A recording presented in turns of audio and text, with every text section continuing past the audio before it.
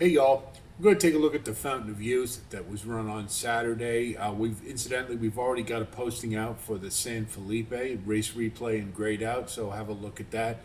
And as I mentioned, we're not going to do one for the Gotham. I didn't see anything in that race that to me warrants any further consideration. So 1 turn mile, won by a long shot, that's probably not going to factor. So anyway, we'll go to the Fountain of Youth here, and we'll note that McKellen and Solid Left did scratch out, which left a field of 6.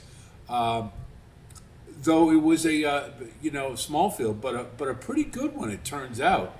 And we see out of the break, From the middle, River Thames bounces River out Thames, very we well. weren't It'll be surprised, was driven going to by be up Neo near the Equos. lead, and These two but run some overtaken speed by in the Neo run of the Equos, first who turn. They I both thought show ran a gate huge third down at the rail in to third. get third. Back from the outside, keep it easy is now So maybe fourth, Southern we can in see second something last, from him and a little bit And more. Burnham But Square takes residence at the back of the field. He's about 6 lengths he off the speed of Neo Equos. I thought he was Neo impressive. Equos Gate to is wire, up you around see River up near Thames, and he the clears top. now. The lead by a length and a half.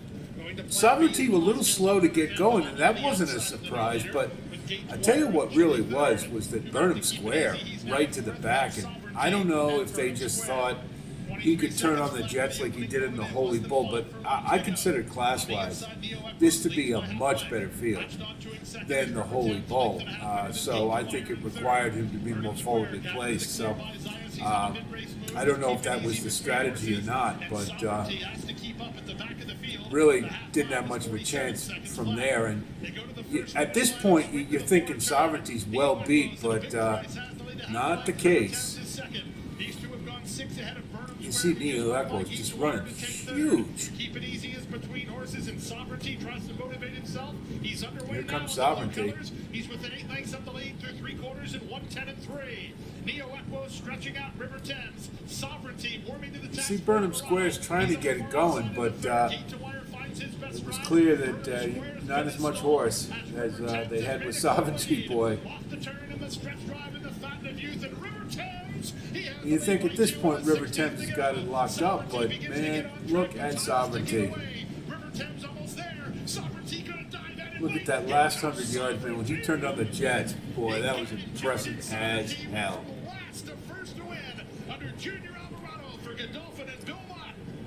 So let's grade it out. So now let's grade out the race. And you got to say, in comparison to the San Felipe, this turned into a much better race, in my opinion. I think class-wise, just from top to bottom, once you got rid of McKellen and Solid Left and the effort that Neo Equos put in, this was a pretty impressive field. So turned into a really good race, too. We'll grade him out. We'll take a look. Gate to wire, he's just not a 2-turn horse. I thought he ran well, better than I expected, but I think he ran as well as he can around 2 turns, but it's not going to be good enough. That's the bottom line.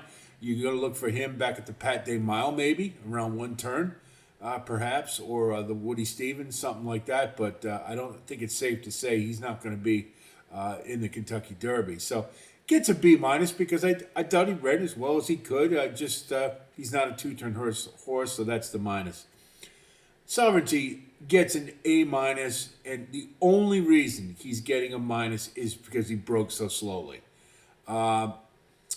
If he does that in the Florida Derby, he's going to have to be special again. But hey, he might be.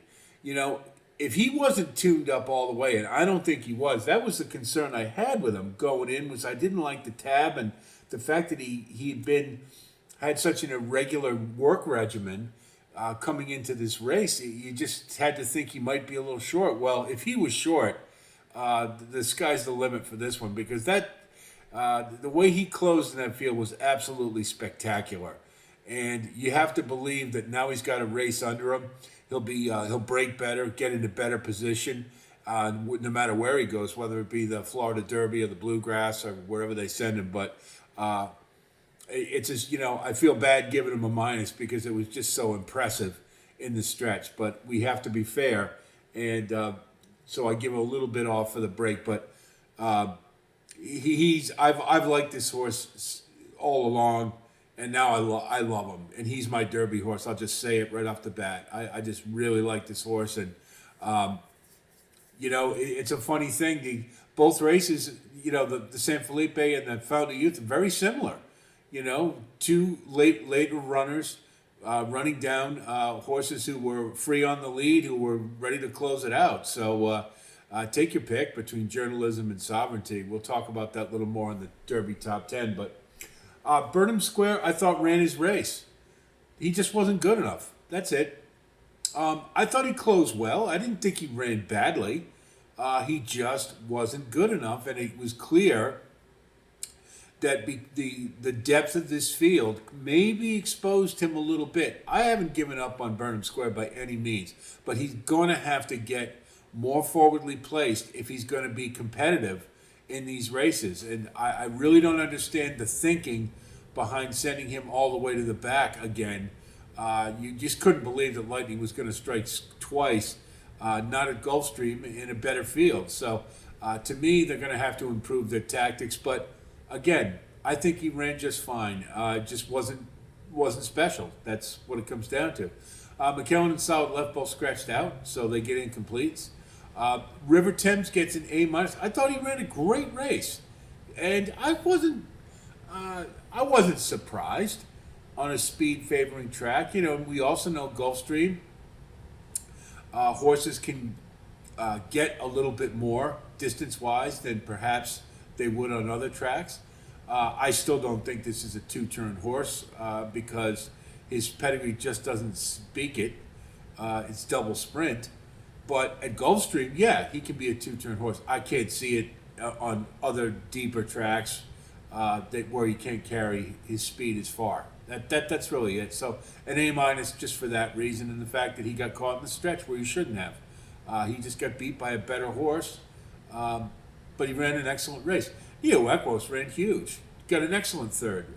Didn't expect that out of him, and who knows? Maybe we'll see some more out of this one. But he gets a B+ because while I thought he did everything right, he just wasn't good enough. So. But for a maiden, graduate maiden going into stakes race, I think he did a hell of a job. So he gets a B+. Really biggest disappointment without a doubt is Keep It Easy. He didn't run a stitch. I don't know what it was. He has two-turn pedigree. I just don't understand. I guess he's a good race, bad race horse. I don't know, but he just didn't factor at all, and that was a really big disappointment to me, and I know quite a few other people liked him as well. And so I don't know, maybe the Florida Derby he'll retool and with a two-turn effort under him. I don't know, but not looking promising for Keep It Easy. So the ones I think we take out of this race, I think River Thames will give another shot in the Florida Derby. Burnham Square and Sovereignty. I think those are our three that clearly are on the Derby trail, but River Thames, I would sort of make it pro tem, pardon the pun, for now, right? So because I have a feeling that the waters are getting a little too deep when the distances get farther for this one. But he ran an excellent Fountain of Youth and has to be given credit for that. So that's the Fountain of Youth. I hope our analysis helps you with your own formulation. We will have this post on our Kentucky Derby 2025 playlist. So when you get closer and you want to start going back and looking at the races again, you'll have all that available to you. If you do like content like this, of course, please like and subscribe. And thanks to all of you who have continue to come on board. We really appreciate it. Love the way this community continues to grow. It's going to be a fun Triple Crown season and beyond, without a doubt. Can't wait till the older horses start running in the big ones, because it is just a loaded division this year. But that's another story. So that's it from here. I'll talk to you soon, and until then, be well.